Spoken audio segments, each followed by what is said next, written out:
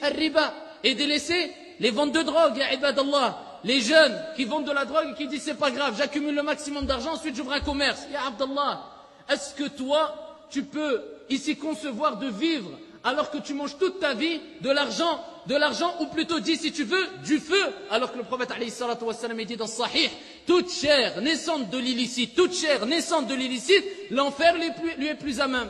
L'enfer lui est plus à même, wal'iyadu billah.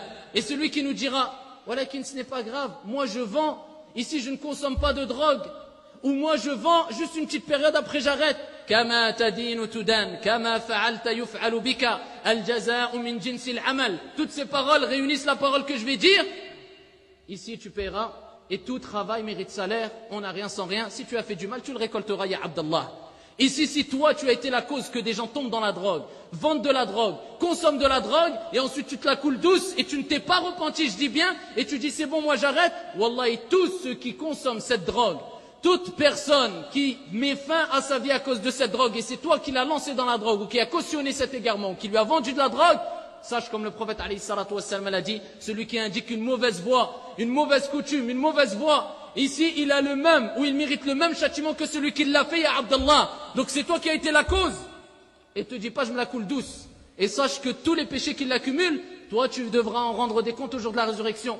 Écoutez bien cette histoire qui nous est parvenue d'Arabie Saoudite, et s'il n'y a pas 14 siècles, il y a quelques années, un homme qui est tombé dans la drogue, ya ibadallah. Et imaginez-vous le cas, la situation de cet homme-là, ayyuhal ahbab, cet homme-là qui a été la cause que cet autre homme tombe dans la drogue. Son cas au jour de la résurrection, qu'est-ce qu'a fait l'autre homme qui a consommé de la drogue et qui ne cessait de consommer de la drogue?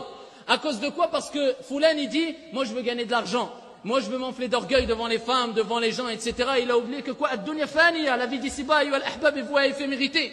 Cette personne-là ne cessait de vendre de la drogue, jusqu'à ce qu'une personne est tombée dans de la drogue, et il est devenu toxicomane, comme beaucoup de nos frères et sœurs. Et ça s'est prouvé, ici, dans des conversations concrètes, ayyuhal ahbab, qu'on a avec beaucoup de frères et sœurs. Beaucoup de frères et sœurs musulmans et musulmanes sont tombés dans cette drogue et dans la toxicomanie, wal'iyadu billah. Il n'y a pas de drogue douce ou de drogue dure. La drogue, c'est de la drogue, ayyuhal ikhwat wal akhawat. Cet homme, qu'est-ce qu'il a fait? Il vendait de la drogue et il achetait, il vendait, il achetait, jusqu'à ce qu'une personne est tombée dans la drogue. Il consommait.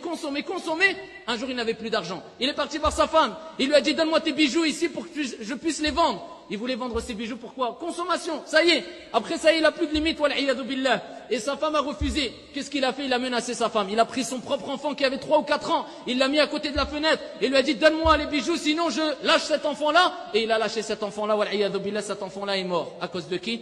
La personne qui lui a vendu de la drogue et qui a dit, moi je me la coule douce, tranquille, moi je consomme pas, alhamdulillah, moi ça va.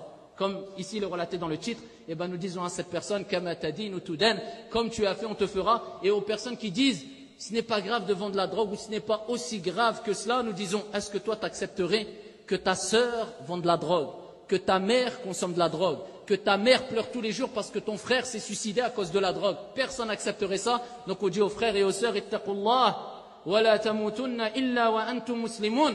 Créez Allah Azza wa Jalla et nous mourrez qu'en pleine soumission à Allah subhanahu wa ta'ala. Et wal ikhwat wal akhawat,